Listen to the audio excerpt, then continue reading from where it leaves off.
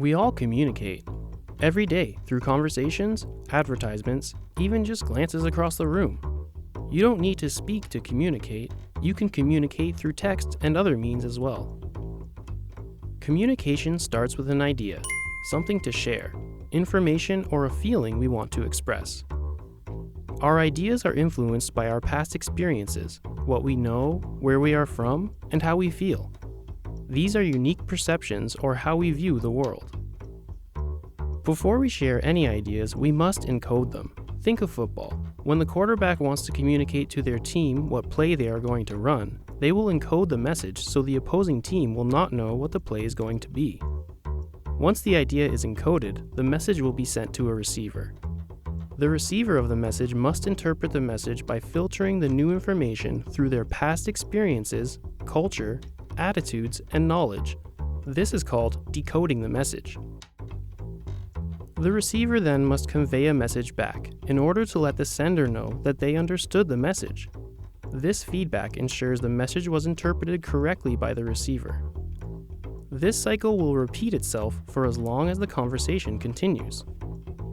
Now that we understand how this basic cycle works, we can look at a few other parts of the communication process.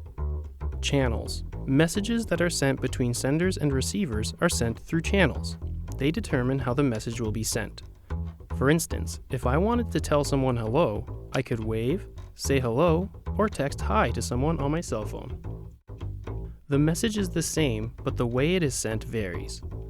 Depending on the circumstance, one channel may be better suited than the others. If you wanted to give someone a present, would you give it to them yourself, mail it to them, or have a friend deliver it for you? Messages can be sent through many channels: speaking face-to-face, instant messaging, writing letters, making facial expressions, even watching television or social media. Another important piece of the communication process is context.